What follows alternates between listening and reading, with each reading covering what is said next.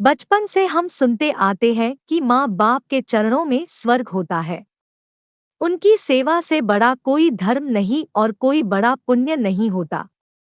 लेकिन न जाने क्यों बड़े होते ही हम ये सब भूल जाते हैं। इस भावुक कहानी को पढ़कर शायद कुछ लोगों को वो सारी बातें याद आ जाएगी। माँ का श्राद्ध एक भावुक कथा। रूही अपनी नंदन कोमल को फोन पर कहती है, दीदी याद तो है ना, कल माँ का श्राद्ध है। हमने बड़ी पूजा रखी है उनके आत्मा की शांति के लिए, इसीलिए आपको सह परिवार के साथ आना ही है। तभी कोमल उसकी भाभी को बोली, मैं नहीं आ सकती, आपको तो पता ही है कि उनको छुट्टी नहीं मिलेगी। अरे दीदी ऐसे कैसे? माँ के जमाई और बेटी उनके श्राद्ध में नहीं आएंगे तो उनको शांति कैसे मिलेगी? इसीलिए आपको आना ही पड़ेगा। बाकी मुझे कुछ भी नहीं पता। इतना बोलकर रूही ने फोन रख दिया। इधर कोमल पुरानी यादों में खो गई। जब उसके पापा की मृत्यु हो गई थी तभी कोमल अपने मायके गई हुई थी। कोमल को माँ बोली, बेटा तुम्हारे पापा मुझे छोड़कर अकेले ही चले गए। पता नहीं अब किसके आधार पर छोड़कर गए। माँ कोमल के गले लगकर रो रही थी। तब कोमल बोली, यह सब लोग तो है ना, भैया भाभी और बच्चे, तो चिंता क्यों करती हो? कोमल कई दिनों तक अपनी माँ के पास रही थी, लेकिन मायके आने के बाद ज्यादातर फोन पर बोलना होता था, कभी कॉल पर तो कभी वीडियो कॉल पर। बेटा क्या बनाया तूने? एक दिन माँ ने वीडियो कॉल पर पूछा। माँ आलू की सब्जी और रोटी बनाई है, कोमल ने जवाब दिया। माँ बोली, अरे वाह। सब्जी का नाम सुनते ही माँ की आंखों में एक अलग ही चमक देखने के मिली जो कोमल को दिखी। तभी कोमल माँ को बोली, माँ तुम्हें खाने का मन हो रहा होगा तो भाभी को बोलो बना कर दे। कोमल हंसते हुए माँ से बोली। तभी माँ बोली, नहीं नहीं, अब इस उम्र में आलू कहाँ पचते हैं। मैं तो ऐसे ही बोल रही थी। जब तुम्हारे पापा हुआ करते थे तब बहुत बार बनाती थी। भाभी का तो नाम लेते ही जैसे माँ की आंखों की चमक गायब सी हो गई। माँ ने कॉल रख दिया।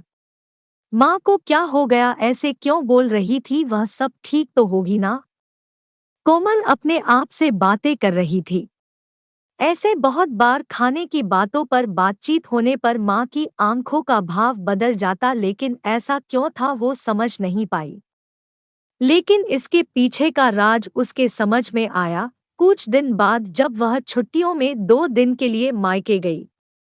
एक दिन कोमल माँ के कमरे में माँ के साथ गपशप कर रही थी, तभी दीदी खाना खाने चलो। माँ के कमरे में आकर कोमल को भाभी बोली, चलो माँ तुम भी खाना खा लो। कोमल उठते उठते हुए बोली, अरे दीदी नहीं नहीं, माँ को क्यों तकलीफ देना, वह यहीं पर ही खाना खा लेगी, आप चलो। रूही बोली, लेकिन भाभी, लेकिन वेकिंग कुछ नहीं दीदी, आप चलो, माँ के घुटनों में दर्द होता है, इसलिए माँ कमरे में ही खाना खाती है। रूही स्पष्ट रूप से कोमल को बोलती है, तो फिर भाभी मेरा भी खाना यहीं पर लाओ, हम दोनों साथ में खाना खाएंगे, ऐसे कोमल अपने भाभी को कहती है। इस पर रूही कुछ नहीं बोल पाई, लेकिन कोमल को साफ तरीके से समझ में आ गया कि रूही को यह सब पसंद नहीं आया। वह चुपचाप वहां से निकल गई और थाली में पूरी सब्जी, रायता, आचार लेकर आई और माँ के लिए खिचड़ी। माँ यह क्या है, तुम यह सब नहीं खाने वाली हो क्या? कोमल माँ को बोली। उतने में रूही बोली, अरे दीदी, माँ को यह सब हजम होता ही नहीं, इसलिए मैं उनको खिचड़ी और दाल ही देती हूँ। इतना बोलकर रूही वहां से निकल गई। माँ ने अपनी प्लेट उठाई पर माँ का ध्यान कोमल की प्लेट पर ही था। यह देख कोमल सुन सी पड़ गई। उसने माँ के मुंह में एक पूरी का निवाला डाला, लेकिन माँ ने मना कर दिया। तब कोमल ने अपनी माँ की आंखों में वही भाव देखा था जो वीडियो कॉल पर देखा था। पता नहीं भाभी का डर था या लड़की के निवाले का मोह था। तब भी कोमल ने पूरा खाना माँ को खिलाया और खुद खिचड़ी खाने लगी। 2 दिन कोमल वहीं पर थी और कोमल माँ को उसकी प्लेट का खाना खिलाती और खुद खिचड़ी खाती। ऐसे 2 दिनों तक चला।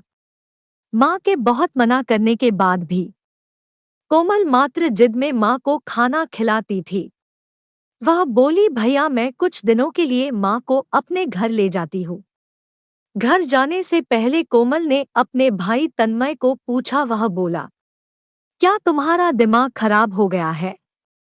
लोग क्या कहेंगे? बेटा माँ को तकलीफ देता होगा, इसलिए माँ अपनी बेटी के घर रहती है। तन्मय गुस्से में बोला, अरे बाबा सही तो बोल रहा है वह। माँ बेटी के घर जाती है क्या भला? तू आराम से जा अपने घर, मेरी चिंता मत कर। मैं यहाँ खुश हूँ। बेटे की बातें सुनकर माँ बोली। कोमल ने बहुत जिद की लेकिन माँ बेबस थी। कोमल उदास मन से अपने घर वापस आई। कुछ दिनों बाद खबर आई कि माँ अब नहीं रही। इस खबर ने सब कुछ खत्म कर दिया था। कोमल को पता था कि माँ कितनी तकलीफ से गुजरी, लेकिन माँ को दूसरा लड़का नहीं था बल्कि एक लड़की थी, इसलिए वह कुछ नहीं कर सकती थी। कोमल अकेले ही माँ के श्राद्ध में आई। आज माँ के श्राद्ध में 56 तरह के भोग बनाए गए। सब लोग मजे से खा रहे थे। लोगों ने रूही और तन्मय की वाहवाही करने में कोई कसर नहीं छोड़ी। दुनिया में सबसे अच्छा बेटा और सबसे अच्छी बहू कह रहे थे उन्हें। माँ के गुजर जाने के बाद इतना विचार कर रहे हैं, तो माँ जिंदा थी तब कितनी सेवा की होगी दोनों ने।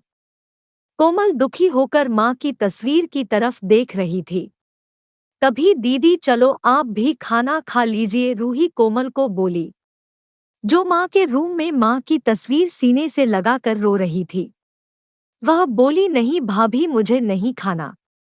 लेकिन क्यों?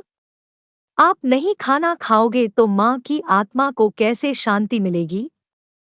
रूही कोमल को बोली, भाभी जिस खाने के लिए मेरी माँ जब जिंदा थी तब तरसती थी, उसे मरने के बाद दे रहे हो तो वो कैसे तृप्त होगी? सोच कर देखो एक बार, आज आपने पकवानों का ढेर लगाया है। माँ जिंदा थी तब आपने उनकी मनपसंद खाने के 2 निवाले खिलाए होते तो माँ वैसे भी तृप्त हो चुकी होती। वही माँ का असल में श्राद्ध कहलाता। यह जो भी हो रहा है वह सिर्फ एक दिखावा है। इसकी वजह से माँ कैसे तृप्त हो पाएगी? और जो घर से मेरी माँ अतृप्त होकर चली गई, वह घर से मैं कैसे खाना खा सकती हूँ भला? कोमल चीढ़कर रूही से बोली। तभी वहां पर तन्मय भी आ गया। भगवान की लाठी में आवाज नहीं होती है भैया भाभी, वो जब भी किसी पर पड़ती है ना तब जख्म बहुत गहराई तक और न भरने वाली होती है।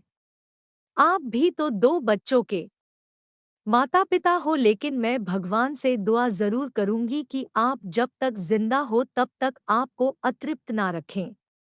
माँ ने तो अपना वनवास भोग कर कहीं नया जन्म लिया होगा, लेकिन आपकी जिंदगी बहुत बड़ी है। कोमल यह सब बोलकर माँ की तस्वीर लेकर चली गई। पीछे रूही और तन्मय की गर्दन शर्म से झुक गई। दोस्तों, माँ बाप जिंदा है तब तक उनकी सेवा करना, उनकी हर इच्छा पूरी करना, वही उनका असली श्राद्ध होता है। उनकी मृत्यु के बाद कितने भी 56 भोग बनाए सब व्यर्थ है। वीडियो पसंद आई हो तो like, comments, share and subscribe जरूर कर देना। ऐसी ही नई नई वीडियो देखने के लिए हमारे चैनल को सब्सक्राइब जरूर करें और बेल आइकॉन को जरूर दबा दें। वीडियो देखने के लिए धन्यवाद।